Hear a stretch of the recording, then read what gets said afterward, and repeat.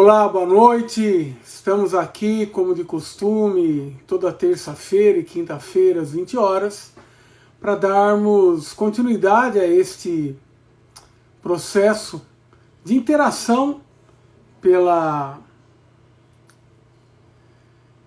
lives, de maneira que estamos aguardando aqui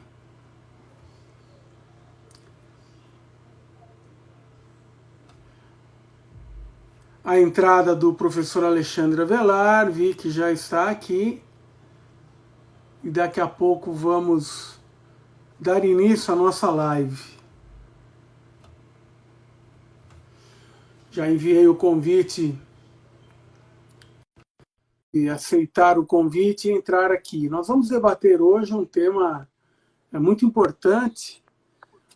Acabou de entrar aqui. Tudo bom, Alexandre? Tudo bem, Edilson? Você me Tudo ouve bem. bem? Te ouço bem. Como diria Zema, te ouvo bem, né? Me ouvo. Você está Esses, me ouvindo bem, né? esses assassinos da gramática e da política. É. Tem Então, um livro, tem um livro importante que a gente vai falar que chama Assassinos da Memória e o Zema é os muito bem, assassinos da gramática, né? muito bem. Então eu vou anunciar aqui, apresentar o nosso convidado de hoje. Nós vamos também contar como é que nós nos conhecemos, que foi muito antes da UFO, né? E vou apresentar então um pouco do seu currículo, anunciar o tema e de imediato dar início à nossa live. Você que nos acompanha aqui e quiser enviar perguntas, a maneira mais fácil é nesse ícone na parte inferior do seu celular, que tem um ponto de interrogação. Esta é a maneira mais correta, mais tranquila de nós visualizarmos as questões que aqueles que nos acompanham eventualmente enviarem. Muito bem. Nós vamos debater hoje o tema negacionismo, revisionismo histórico e o contexto atual com o professor Alexandre de Sá Avelar, ou Alexandre Avelar. Alexandre é professor do Instituto de História da UFO, com doutorado pela Universidade Federal Fluminense e pós-doutorado pela Escola de Altos Estudos em Ciências Sociais de Paris. É pesquisador do CNPq, essa entidade que vem sofrendo gravíssimos ataques, né? Seus estudos se concentram nas áreas da teoria da história e da história da historiografia. Entre os trabalhos publicados, eu gostaria de destacar a organização do volume intitulado O Futuro da História, lançado em 2019 pela editora Mil Fontes, que tem a ver um pouco com a razão pela qual, Alexandre, nós te convidamos. Então, em primeiro lugar, quero te passar a palavra para você dar uma boa noite para quem nos acompanha, depois a gente retoma a interlocução aqui. Obrigado, Edilson, né, pelo convite, né, muito gentil, e a gente, mais uma vez, podendo dialogar, né? Seria melhor que fosse numa mesa, né? Mas, de bar, principalmente, né? Mas a situação nos força estarmos aqui, né? Também queria agradecer a todo mundo que está entrando aqui e ouvindo, né, a gente nessa live, né? E é um grande prazer mesmo, né, a gente poder dialogar um pouco a respeito desse tema que tem se mostrado cada vez mais relevante, né, no espaço público contemporâneo. Eu quero, antes de passar a primeira questão do nosso roteiro, dizer para o internauta o seguinte: eu e o Alexandre nos conhecemos em Volta Redonda, um espaço urbano, industrial, muito importante, que foi, digamos, o terreno das nossas trajetórias acadêmicas, né? Você é de lá, não é isso, Alexandre? Sim, nascido, Nascido. criado, passei um bom tempo em Volta Redonda. Eu estou falando isso porque a nossa primeira questão aqui nos permitirá bater uma bolinha um pouco sobre Companhia Siderúrgica Nacional, Volta Redonda, memória seletiva. Então, é bom saber disso. Nós nos conhecemos em Volta Redonda, uma atividade a qual eu compareci a convite, eu agora não me lembro se do Sindicato dos Metalúrgicos de Volta Redonda ou Sindicato dos Professores, porque eu fui Sindicato dos professores. Sindicato dos Professores, exatamente. E aí um rapaz, um pouco mais novo do que hoje, porque lá se vão alguns anos desde então, se dirigiu a É mim dizendo, verdade. olha, eu estou fazendo pesquisa de doutorado, li o seu trabalho, e a partir daí a gente estabeleceu uma amizade já de longa data. Enfim, Se Alexandre, estendeu até Uberlândia, né? e se estendeu até Uberlândia, né? Temos uma divergência futebolística importante, mas isso não vem ao caso agora. Alexandre, a sua tese de doutorado, intitulada A Modernização Brasileira no Pensamento do General Edmundo de Macedo Soares, ela se debruçou sobre um tema, modernização brasileira, e uma figura, Edmundo de Macedo Soares, que muito nos dizem, né, sobre o tema desta live e sobre as Uhum. nossas trajetórias de pesquisa. Fale-nos um pouquinho sobre essa sua tese e essa introdução que apresentamos aqui. Exatamente, Dilson. A tese, na realidade, ela é um desfecho, digamos, de uma trajetória de pesquisa, né, que se iniciou ainda na graduação, e naquele momento, já no longínquo ano de 1997, algo assim, eu tentava discutir, né, a partir de uma leitura do texto clássico do Celso Furtado, né, sobre a economia brasileira dos anos 30, né, eu tentava entender e compreender os mecanismos de política econômica, porque nesse texto do Celso Furtado a ideia central era de que a economia brasileira nos anos 30 e o avanço em direção à industrialização teria sido uma reação a um choque adverso, uma tese já clássica, né? Motivada ali pelo todo o contexto da crise de 29, etc. Sem, evidentemente, negligenciar essa tese, eu tentei estudar ainda na monografia de graduação como que essa tese poderia ser complementada, né, num exercício um pouco de ousadia juvenil, né, complementar algo do Celso Furtado, né, mas a gente é dado a essas coisas nas nossas fases mais juvenis, né, da trajetória intelectual. Mas naquele momento eu achei que até que foi um exercício interessante, né? Eu tentei também perceber alguns mecanismos de política econômica que, se não contrariavam a tese do Celso Furtado, né, adicionavam alguns elementos importantes, né? A ideia central era de que havia uma política econômica que não simplesmente, a economia brasileira não poderia ser reduzida simplesmente a uma reação ao choque externo, né? Houve mecanismos de política econômica que estimularam o avanço e a industrialização. Isso daí se baseou muito em certas leituras, mais, por incrível que pareça, de brasilianistas, né? Há um texto muito importante do Stanley Hilton, né? Esse foi o tema da monografia de graduação. Mas ela me abriu uma brecha que foi justamente pensar os nexos dessa política econômica com a política externa, e aí comecei a me aproximar mais decididamente da Companhia Siderúrgica Nacional. Você conhece muito bem também a trajetória da usina, ela é resultado tanto de um modelo desenvolvimentista que começa a se, podemos assim chamar, que começa a se desenhar a partir dos anos 30, e também de uma política externa que, naquele contexto dos conflitos internacionais, da polarização entre Estados Unidos e Alemanha, procurou se beneficiar, né, o máximo que podia dessas brechas abertas pelo sistema internacional. Né? A CSN é fruto de intensas negociações externas também, né? E então esses vínculos entre política econômica e política externa acabam originando a minha dissertação de mestrado, né, dando tema para a dissertação de mestrado. E na dissertação de mestrado, mais uma brecha aberta, eu cheguei ao general Edmundo Macedo Soares, que era uma figura já conhecida por laços família, por ligações com a cidade, dava o nome a um dos colégios que eu estudei, e era uma figura bastante conhecida, porque foi presidente da CSN.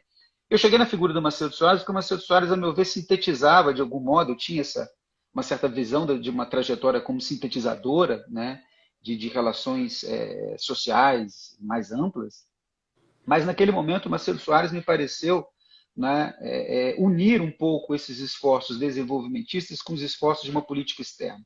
Embora o Macedo Soares não fosse propriamente um diplomata, né, ele atuou intensamente como diplomata, né, garantindo negociações que ao final se revelaram exitosas com os Estados Unidos, mas ele também foi o grande mentor do projeto siderúrgico, do projeto técnico da usina. Macedo Soares era um dos poucos engenheiros metalúrgicos do Brasil naquele momento, né, que só contava com a Escola de Minas de Ouro Preto, e mesmo assim que formava um contingente muito pequeno de engenheiros. Macedo Soares se formou na França em engenharia, porque ele foi exilado por conta do envolvimento do movimento tenentista. Mas mais do que isso, Macedo Soares, e aí eu acho que é o mote mesmo da tese de doutorado, Macedo Soares sintetizava um projeto de modernização, um projeto autoritário de modernização, que manteve vínculos, e acho que a trajetória dele demonstra bem os espaços, né, que esse projeto foi ocupando, tanto na chamada sociedade política, quanto nos aparelhos de Estado. Isso porque o Macedo Soares era um general também, mas um general bastante atípico, né? Era um general que não usava farda, é um general que ocupou muitos cargos no mundo civil, foi presidente da CSN, dirigiu outras entidades representativas, foi governador do antigo estado do Rio de Janeiro, cuja capital era Niterói, e, por outro lado, como eu já disse também, esse trânsito dele com os aparelhos de Estado demonstra bem como que uma certa característica desse projeto modernizador, né, que se constrói nos embates da sociedade política, mas vai progressivamente chegando aos aparelhos de Estado. E eu acho que ele sintetizava muito bem esse trânsito entre sociedade política e Estado, né, Sociedade civil e Estado, sociedade civil, sociedade civil e Estado, né, e eu tentei ler isso a partir da grande produção intelectual do Macedo Soares. Macedo Soares, desde a sua época em que ele era um militar, digamos, mais engajado, né, no mundo militar, uma das características muito interessantes é que uma conversa com um dos filhos dele, ele me dizia que nunca viu o pai fardado. Né? Isso é bastante interessante, né? Como alguém chega ao posto de general sem ter jamais comandado uma tropa. Né? Então, a discussão toda ali era intelectual, sobretudo. O Macedo Soares foi galgando promoções, né, pelos seus envolvimentos com as questões desse projeto de desenvolvimento nacional. Né? E eu tentei ler tudo isso sob a ótica da produção e da trajetória intelectual do Macedo Soares, tentando decifrar um pouco os espaços que ele ocupou. Né? Macedo Soares legou uma produção intelectual gigantesca. Né? A ideia no início era até fazer uma biografia mesmo, né? Mas uma das grandes infelicidades do biógrafo é quando o biografado vive muito. Né? Então, Macedo Soares morreu com 88 anos, né? Então a ideia de uma biografia, estrito sensu, se mostrou impossível mesmo.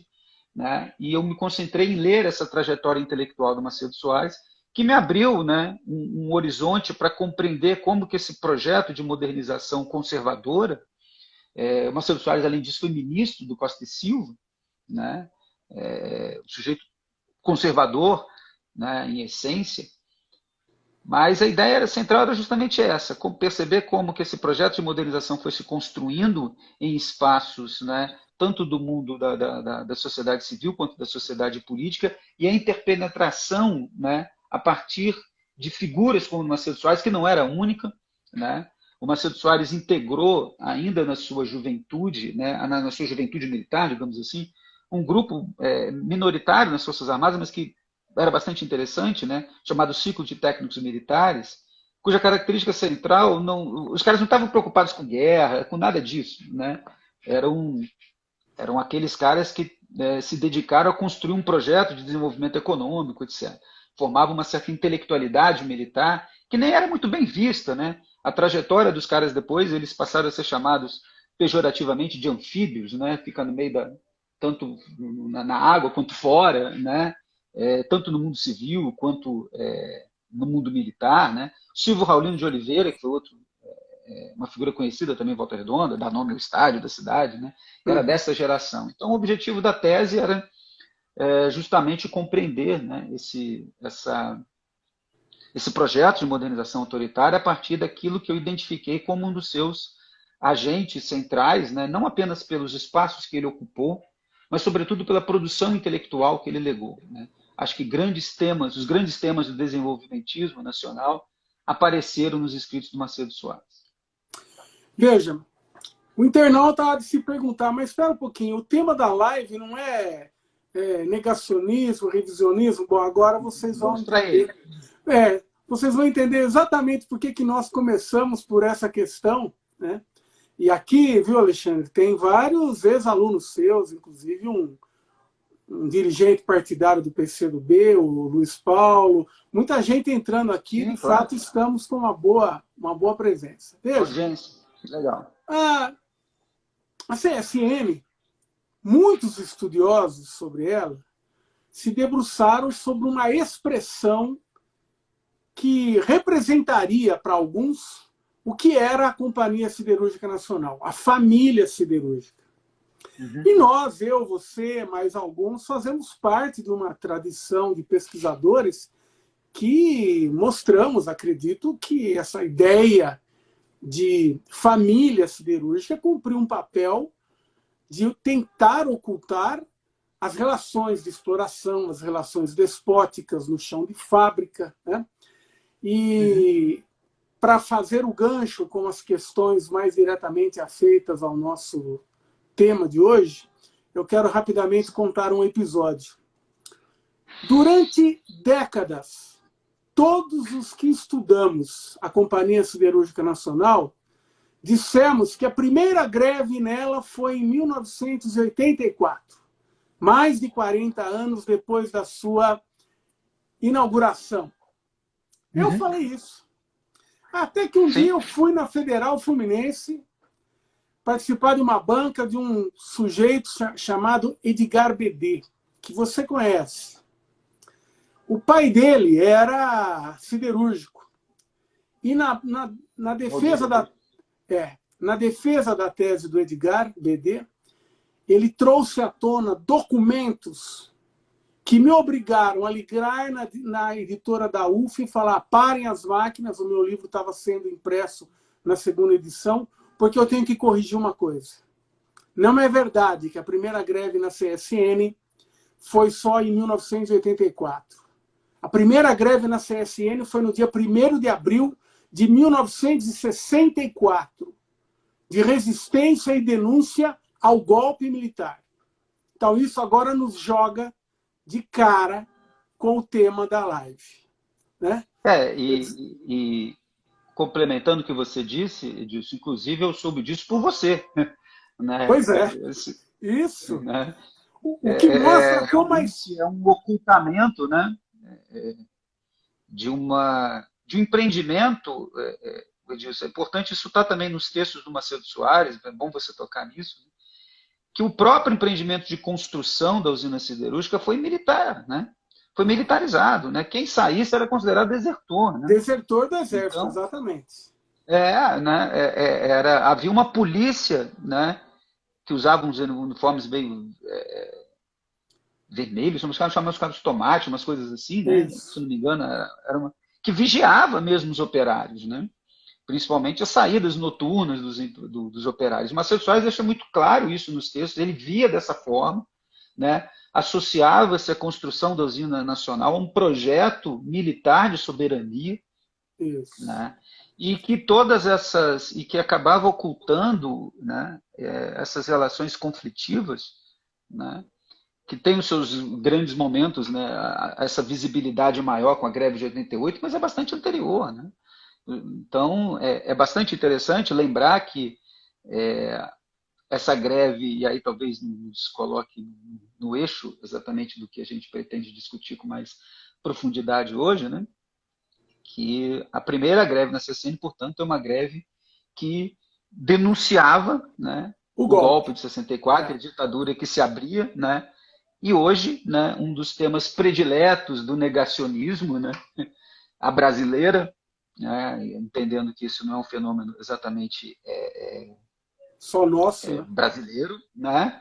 Mas um dos temas prediletos do negacionismo brasileiro atualmente é a ditadura militar, né? Com as palavras do próprio presidente, que tem dado declarações cada vez mais assustadoras, né? Negando que nós tivemos uma ditadura. Aliás, é uma coisa que a gente pode até discutir um pouco mais adiante. Há uma certa mutação no próprio discurso do Jair Bolsonaro, que partia antes de um certo revisionismo, não propriamente negava a ditadura, né, para agora para um negacionismo mais explícito, né, há uma comunidade de memória militar que tem se reconfigurado, digamos assim, com a chegada do Bolsonaro ao poder, mas são assuntos que a gente vai se estende tratar. um pouco mais daqui a pouco. A professora Flávia, da Faculdade de Direito, me perguntou quem que coordenou essa greve de abril de 64 aqui nos comentários. Flávia, essa greve foi preparada minuciosamente. A Volta Redonda, a CSN, tem uma tradição do movimento operário muito diferente da maioria do que prevalece no Brasil. A CSN tinha uma organização no local de trabalho, comissões, a CSN não, os trabalhadores da CSN. Então, eles tinham informações, até pelo fato de Volta Redonda ter uma presença muito forte do Exército. A cidade de Volta Redonda, o Alexandre sabe disso muito melhor do que eu, ela é construída de maneira hierárquica, ou seja, diretores, engenheiros graduados lá em cima, o técnico em bairros, e lá embaixo, no calor, né? A peãozada, né? Os operários de fábrica, enfim. De onde eu venho. Né? Então, de onde você vem, né?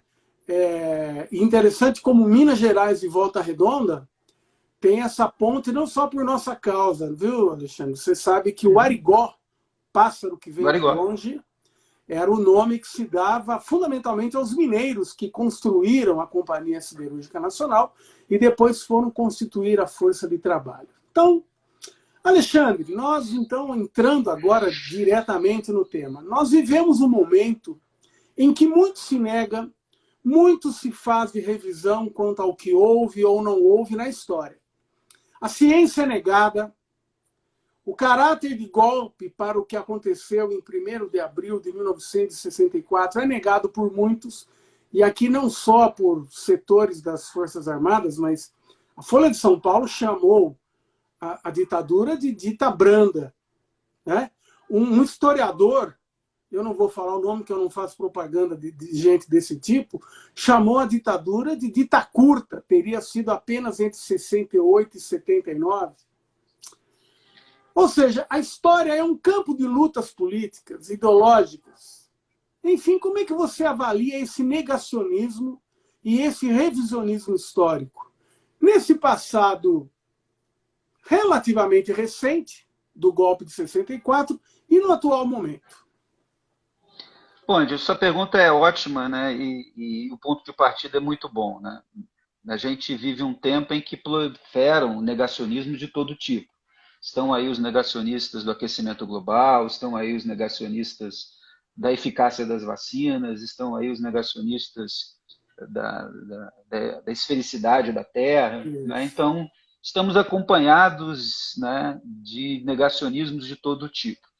E o negacionismo histórico, né, portanto, eu acho que uma primeira aproximação é entendê-lo, né, embora o fenômeno não seja novo, nós vamos falar um pouco da história dos negacionismos, tanto aqui quanto fora, né? Embora o fenômeno não seja novo, né, essa proliferação dos negacionismos se dá num movimento, né, muito importante também e mais amplo da própria proliferação de notícias falsas de todo tipo, o que é estimulado, acho que é um importante ponto de aproximação, Edilson, estimulado por uma reconfiguração muito sensível das formas de compartilhamento de informações. Né? Enquanto a internet propiciou não apenas a produção e a difusão de informações em níveis jamais vistos, né? Como mudou a forma desse compartilhamento. Né? Embora, se nós lembrarmos bem como que os grandes conglomerados de mídia produziam e difundiam informações, era uma relação vertical, de cima para baixo. Né? Hoje, essa relação se tornou horizontal. Todo mundo é produtor de conhecimento e compartilhador de conhecimento. Isso favorece enormemente a proliferação de teses negacionistas, né, de difusão de notícias falsas, etc. Então, esse é um primeiro movimento que eu acho que é muito importante. Não perder de vista que, embora o fenômeno não seja novo, a extensão e a profundidade do fenômeno no nosso momento atual tem uma relação muito íntima com a expansão e a reconfiguração dessas formas de compartilhamento de informação. Né? E há uma grande discussão em vários campos, né, sobre a própria relação, como fica a relação da autoria no mundo em que os textos se perdem entre milhões e milhões de compartilhamentos. No final, a gente não sabe quem compartilhou o quê, né? Mas a própria dinâmica desses compartilhamentos já favorece, né, os negacionistas, né? Afinal de contas, a própria instauração da dúvida, né, já é um ponto a favor dos negacionistas. Acho que é um ponto importante nós retermos isso. Bom, então nós temos diversas experiências negacionistas, né, mundo afora, inclusive algumas das quais podemos falar um pouco mais prolongadamente depois, que se tornaram inclusive políticas oficiais de Estado, né? Eu tenho lido com uma certa atenção, escrevi já um pequeno artigo sobre isso, né, sobre o revisionismo húngaro, por exemplo, né, do Orbán, um dirigente político muito admirado pelo Bolsonaro, né, o seu filho, um dos seus filhos, inclusive, já esteve em viagem à Hungria. O Orbán, que está no poder desde 2010, né, e já vinha de um governo anterior, tem implementado uma política de Estado de teor revisionista muito impressionante, né, que parte de reconfiguração do espaço público com construção de monumentos, derrubadas de outro, mudança de lugar de outros monumentos, construção de museus. Tem um museu que esteticamente é até bastante, eu tossi agora, é sempre um mau sinal, né, mas está tudo bem. É porque você citou o clã, deu tosse já. Pois é. Então, a construção de museus, tem um museu bastante emblemático disso na Hungria, que é o chamado Museu do Terror, que esteticamente é muito bem construído, e a ideia de que tanto o comunismo quanto o nazismo foram dois horrores para a nação húngara, mas se você vai lá no Museu do Terror, você vê que é 90% dedicado ao comunismo, né? E mudanças, inclusive, em currículos escolares, com a introdução de autores, principalmente nos estudos literários, claramente antissemitas, né? Há um projeto, né, chancelado, inclusive, por historiadores, né? Um dos braços direitos, né, a grande conselheira do governo Orbán, pelo menos até recentemente, é uma historiadora, Maria Schmidt, né? Então, em outros lugares, também como a Polônia, o revisionismo tem se tornado uma política de Estado mesmo. Ainda não chegamos a tanto, embora não duvidemos que caminhemos, que possamos caminhar, né, nessa direção, mas em outros países, o caso polonês também é bastante problemático, inclusive com restrições cada vez maiores do ensino do Holocausto, né, e com a mobilização, inclusive, do corpo diplomático. Tem um episódio muito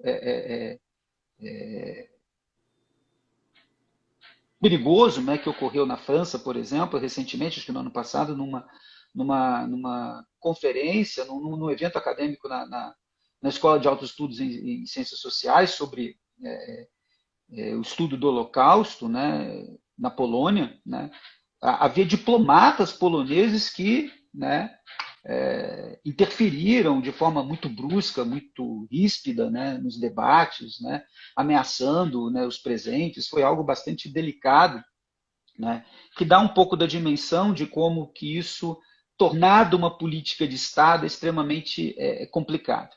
Mas veja, Gilson, acho que a gente tem que caminhar também para uma outra direção aqui, porque veja, no próprio título da live, os dois termos revisionismo e negacionismo aparecem juntos, né? Então, eu acho que é interessante também para quem está nos ouvindo, né, estabelecer, digamos assim, algumas balizas conceituais para a gente entender do que estamos falando quando falamos de revisionismo ou de negacionismo, né? Eles estão relacionados, mas não são idênticos, né? Eles têm diferenças. Na verdade, a associação entre os dois termos é bastante recente, né? A gente vai entender isso. Tem um historiador que certamente você conhece e que eu gosto bastante, um italiano, que estuda o pensamento marxista também, e, sobretudo, memória desses eventos ditos traumáticos, o Enzo Traverso. Ele vai traçando uma genealogia do termo revisionismo, perdão, né, e demonstrando que até mais ou menos os anos 70, né, o termo gozava de uma certa fortuna crítica respeitável no mundo acadêmico. O termo aparece, ele vai lá remontando as origens do surgimento do termo, e aparece lá a primeira vez, né, na polêmica toda do caso Dreyfus, na França, né, onde Émile Zola, um escritor, propõe uma revisão do processo, né, da fraude processual, que, afinal de contas, condenou o Dreyfus à prisão por conta de uma suposta espionagem. Né? E Alexandre, tem um todo... pedido aqui, tem um pedido para você repetir o nome desse autor a que está se referindo, por favor. É o Enzo Traverso. Ok. É um historiador italiano. Tem um texto que... Depois, se alguém quiser me procurar, eu passo algumas referências aqui que que eu vou mencionar. Né? Tem um texto que é fácil de encontrar, né? Está traduzido, em que ele vai traçando essa genealogia do termo. Depois o termo aparece, você sabe muito bem, né? Nos debates no interior do campo marxista, com os revisionistas. Né? E a fortuna crítica se prolonga com estudos sobre a Primeira Guerra Mundial, Guerra Fria, que se advogavam revisionistas porque estavam produzindo uma revisão de certas leituras consagradas, né, a partir de pressupostos, né, que também eram políticos, mas também intelectuais, aceitáveis, com método, com estudo rigoroso de uma tradição, etc. Então, o termo revisionista, né, não é associado, até pelo menos a década de 70, a um uso pejorativo, digamos assim. É mais ou menos, Alexandre, naquela dimensão que o Marx aponta, segundo a qual o conhecimento se dá por aproximações sucessivas e, às vezes, Sim, claro. demanda revisões de coisa que se pensava correto. Eu dei o exemplo aqui da data da primeira greve na CSN. Claro, claro. Né? Então, esse revisionismo, nessa acepção, né? E aí os debates historiográficos são imensos, né? A respeito disso. Né? O outro que você também conhece bem é o famoso debate da transição do feudalismo para o capitalismo, as origens agrárias do capitalismo, as origens urbanas do capitalismo, etc. Então, digamos que até meados da década de 70, o termo revisionismo, né, gozava de uma fortuna crítica positiva. Quando que os dois termos começam a aparecer juntos? Né? A partir, né, das lamentáveis hipóteses negacionistas que começam a surgir na Europa nos anos 70, né, em que aí nós temos, né, não mais uma revisão de certos acontecimentos, de certos eventos do passado, a partir de pressupostos teóricos, metodológicos aceitáveis, né, mas um negacionismo puro e simples, né, de determinados acontecimentos, especialmente do Holocausto. Né. E aí estes negacionistas, em função da própria fortuna crítica positiva do termo revisionista, se advogam revisionistas. Né? Vamos dar o exemplo do negacionista francês mais conhecido, Robert Faurisson, né? Que em 1979 publicou um artigo no Le Monde, né? O artigo intitulado, eu sempre esqueço o nome do texto, mas o artigo se chama O Problema das Câmaras de Gás ou o Rumor de Auschwitz, que é um texto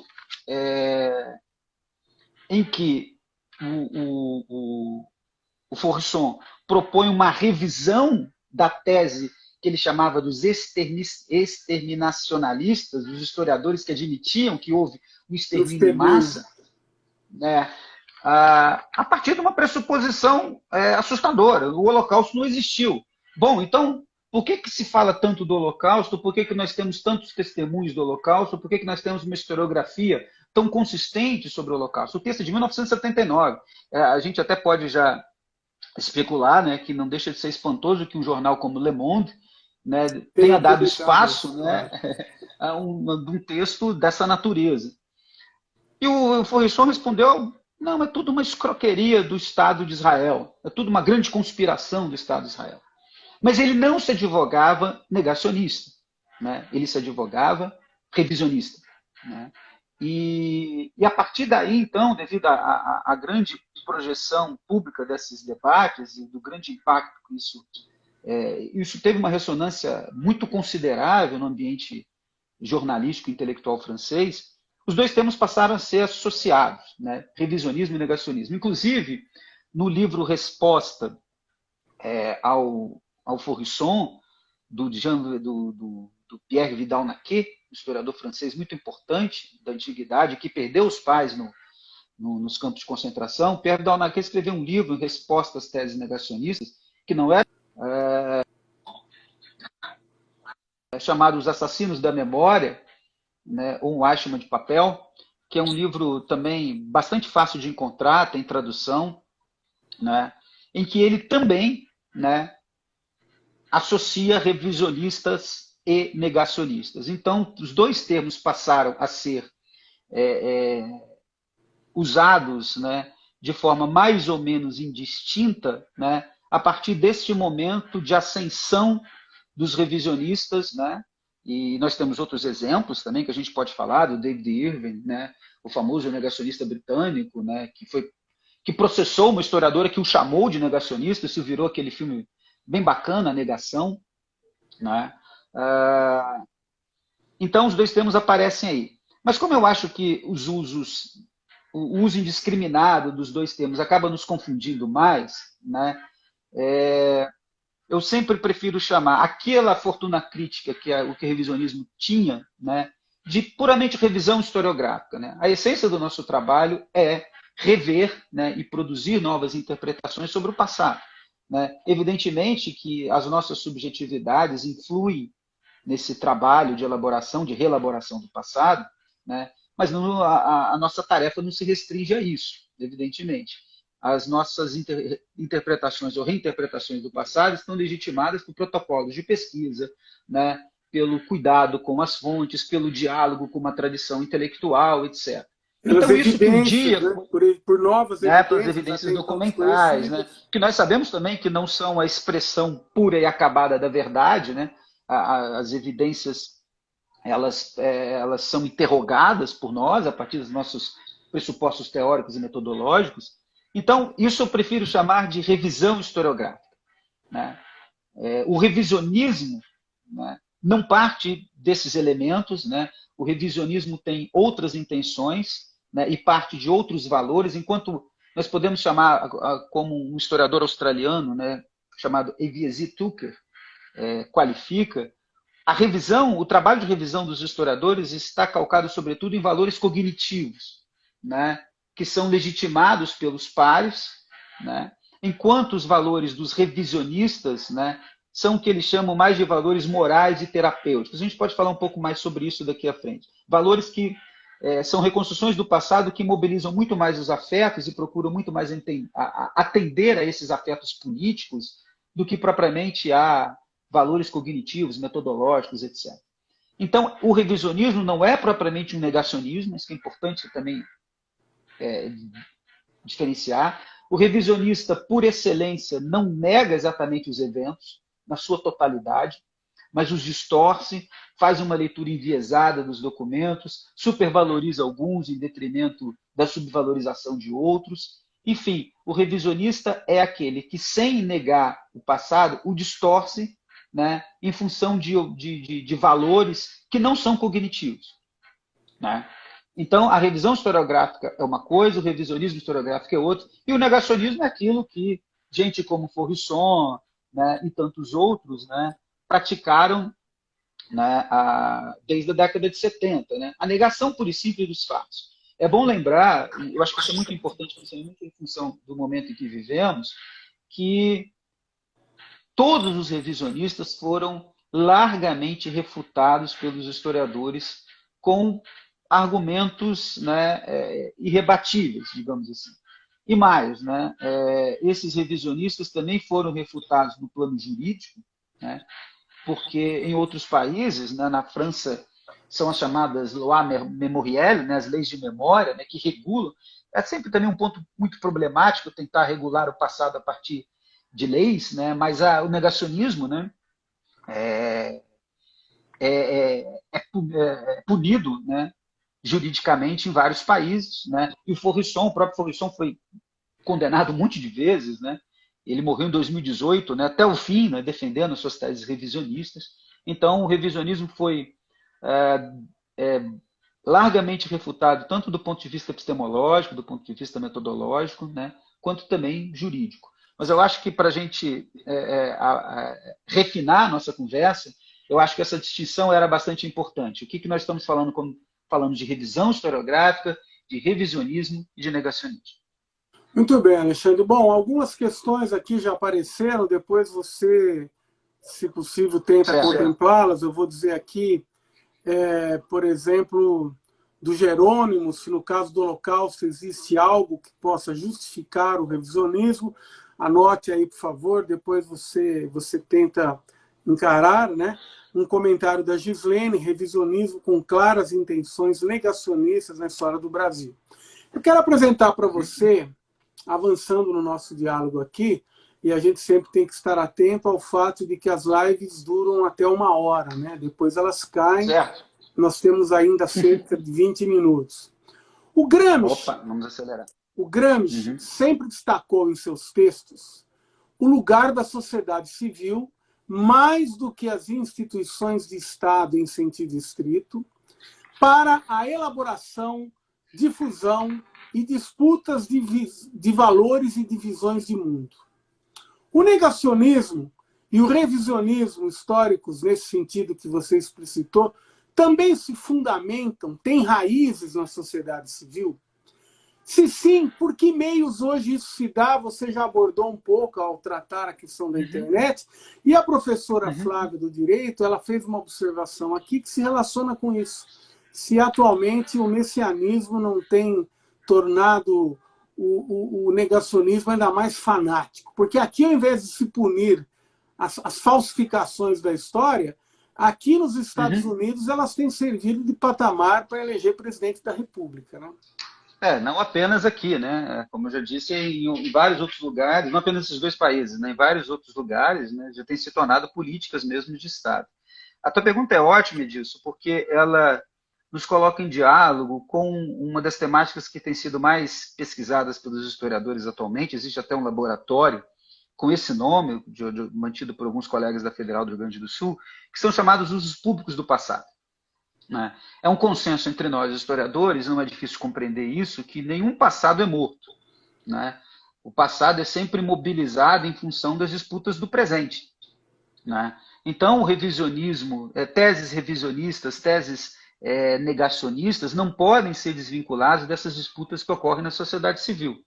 Vamos dar um exemplo que já tem uma certa antiguidade, né? Coisa de pouco mais de uma década, mas que ajuda a ilustrar, né?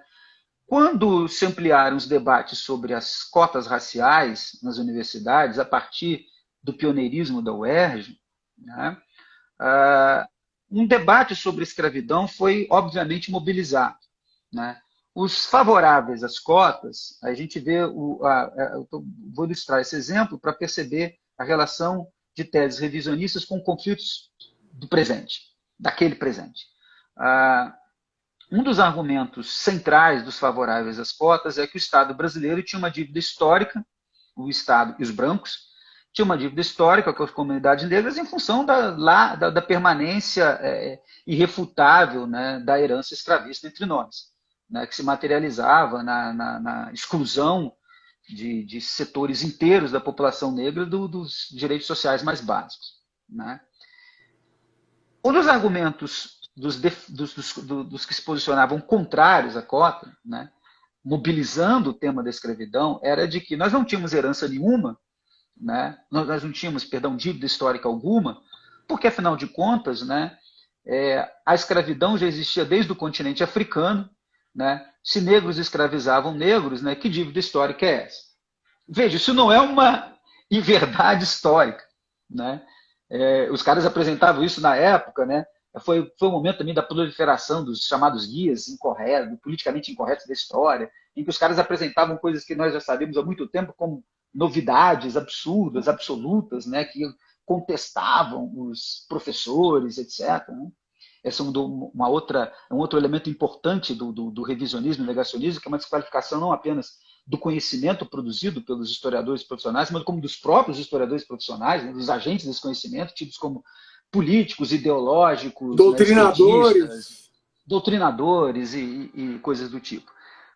Mas veja, aí voltando ao caso que eu estava explicitando, embora nós não tivéssemos aí propriamente em jogo uma inverdade histórica, né, há uma distorção clara, né, porque, evidentemente, que a escravidão praticada no continente africano, né, estava situada em uma rede de sociabilidades, em esquemas muito diferentes daquela escravidão transatlântica, né, que movimentou, né, o capital no século XVI, no século XVII, século Foi um XVIII. dos Né? processos centrais da acumulação primitiva de capital. Sim, e Central. mais do que aliado a isso, é o elemento fundante da sociedade brasileira. Isso, Em muitas das leituras revisionistas do passado, eu estou lembrando, por exemplo, da série de documentários produzidos por uma empresa chamada Brasil Paralelo, que você já deve ter ouvido falar também. Sim. Né? A escravidão, que não se pode negar, né? Não dá para negar que houve escravidão no Brasil, mas os caras apresentam a escravidão como um simples fato moral, uma mancha moral na sociedade, etc. Quando a escravidão estruturou a sociedade brasileira, né? É o elemento fundante da sociedade brasileira desde o período colonial, né? Não há dúvidas. Né?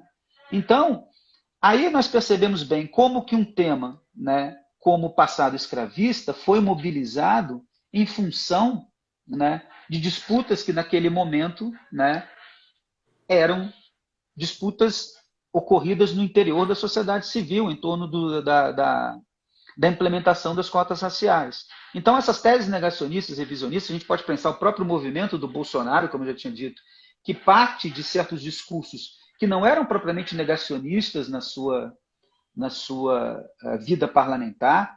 É bem interessante a gente perceber que o Bolsonaro, enquanto parlamentar, mencionou a ditadura militar em 25% dos seus discursos. De cada 4 discursos do Bolsonaro como parlamentar, um era sobre a ditadura. E não havia propriamente uma negação ali. Né? Havia um compartilhamento por parte dele, Bolsonaro, de uma memória que já é consolidada nos setores militares. Né?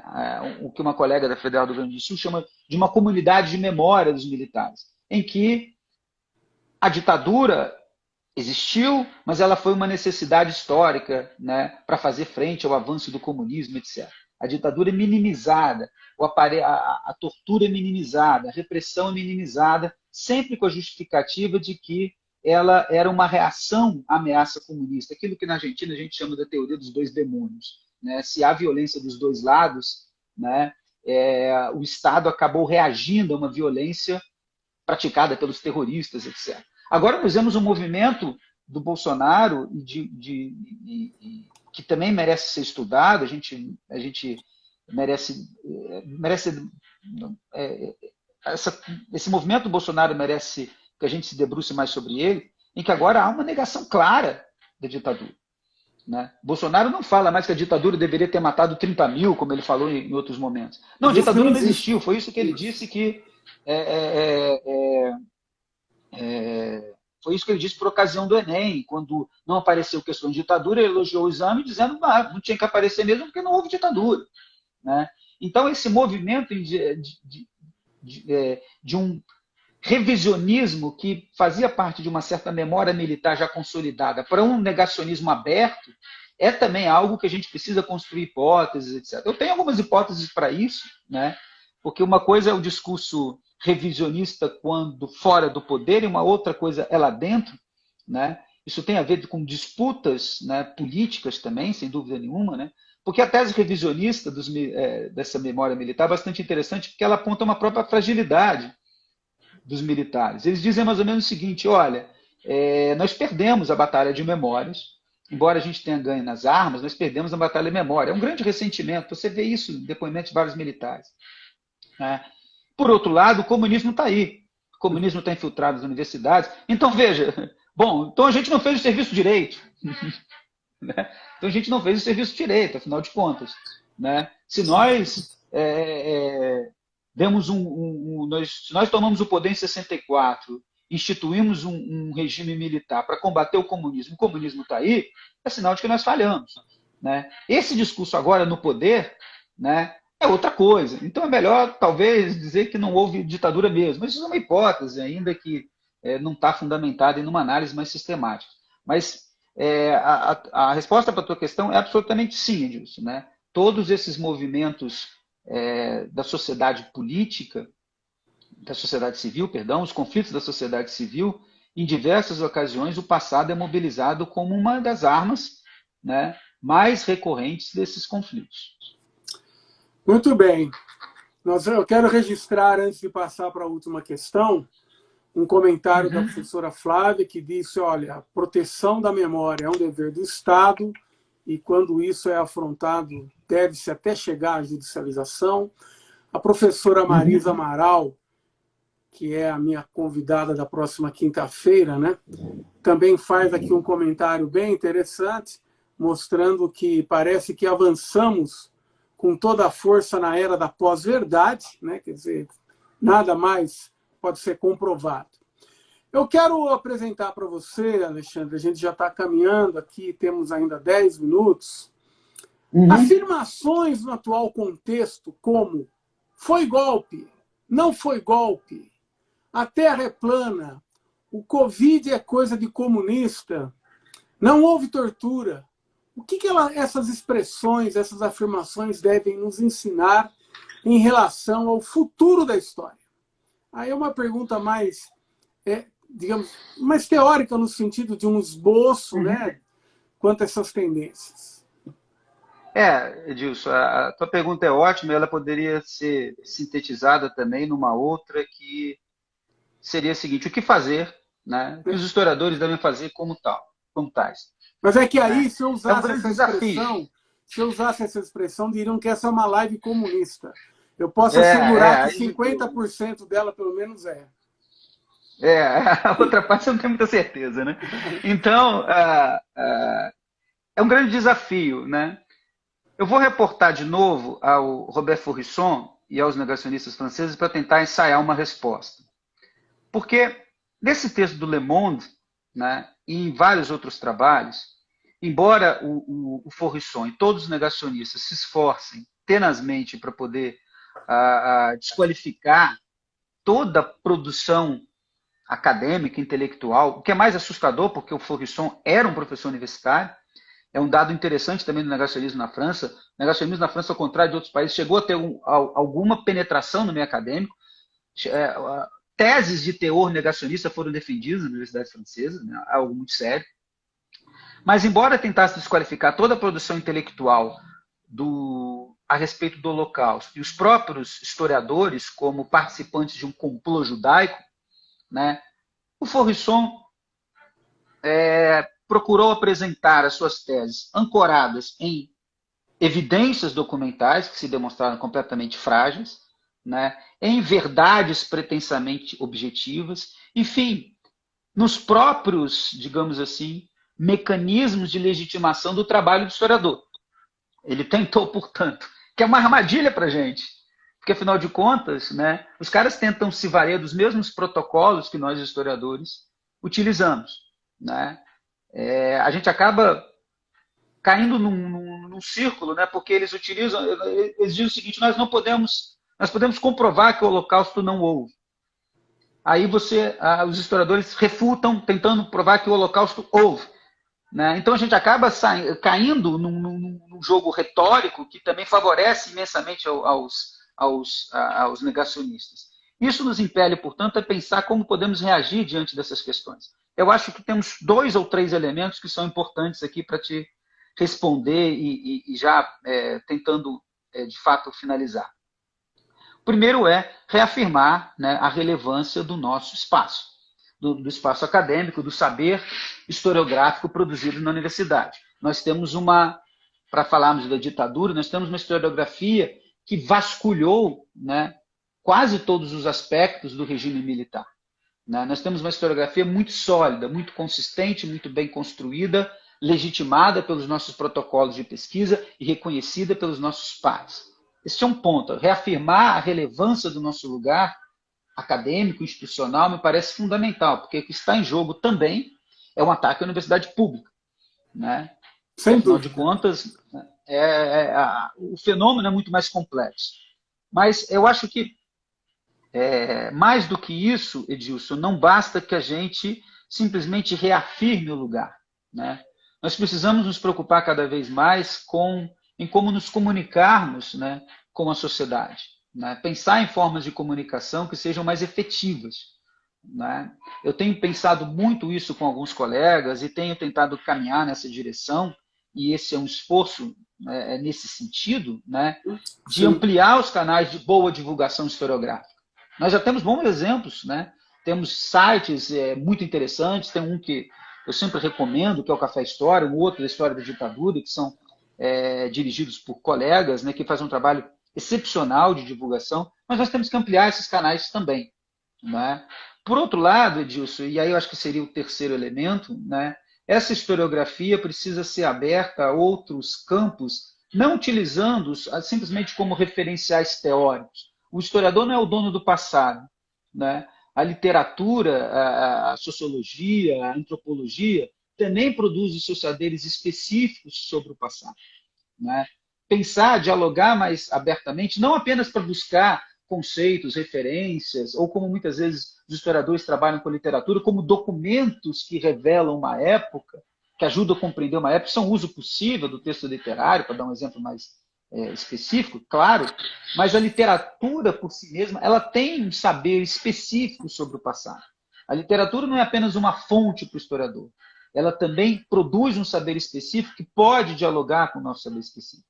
A gente tem que sempre manter, né, como pressuposto de que, se o passado é plural, a pluralidade de interpretações do passado, a abertura para interpretações plurais do passado, deve ser também uma das nossas marcas, sempre lembrando, claro, que não é qualquer interpretação que é válida para o historiador, né? Nós devemos nos ancorar nos nossos mecanismos de legitimação da nossa produção intelectual, o rigor com as fontes, o rigor com os conceitos, o diálogo com a tradição historiográfica, mas a gente deve, sobretudo, né, porque o negacionista, já dizia um colega também, professor da Federal do Rio Grande do Sul, né, ao contrário, ele não está falando de nenhum relativismo, não. O negacionista tem uma posição fechada, não aconteceu. Se isso é um dado elementar para nós, mas que interpretações possíveis do passado podemos ter, né? Sem que a gente negue o evento. Essa abertura, essa pluralidade, né, passa muito, a meu ver, por um diálogo, né, que não seja um diálogo simplesmente de intercâmbio de conceitos que isso já foi feito, né, há muito tempo e continua sendo feito, mas um diálogo que procure se abrir também aos saberes específicos de outros campos. Nós não somos os donos do passado, é uma máxima que eu sempre falo com os meus alunos. A gente não... Né, aliás, o discurso da história, o saber historiográfico, é uma forma de enquadrar o passado que foi pensada pelos historiadores, a partir do século XIX, principalmente quando a gente tem uma institucionalização dos cursos de história, né? Então, outros campos produzem suas abordagens específicas sobre o passado. Dialogar com elas eu acho que é muito importante. Então, reafirmar o lugar do nosso campo, né?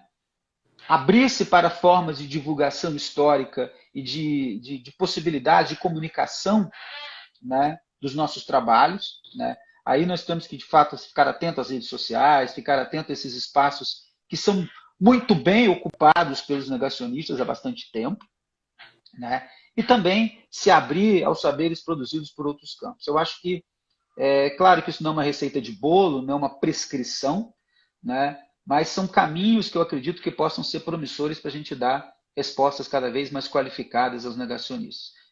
Muito bem, Alexandre. Eu, antes de me despedir de você, estamos aqui a pouco mais de 1 minuto do término da live. Eu já quero anunciar o tema e a convidada da live da próxima quinta-feira, às 20 horas, a professora Maria Silva Amaral, que participou desta aqui nossa. Ela é professora do Instituto de Economia e Relações Internacionais da UFO e vai debater o tema impactos econômicos da pandemia, né? No plano nacional, no plano global, todos estão convidados. Alexandre, eu quero te agradecer muito. Nós vamos garantir a veiculação dessa live posteriormente. Não tem sido fácil baixar, porque há muitas lives, o Instagram está congestionado, mas nós temos conseguido fazer esse processo. Muito obrigado. Eu sabia da competência que marcaria a sua intervenção.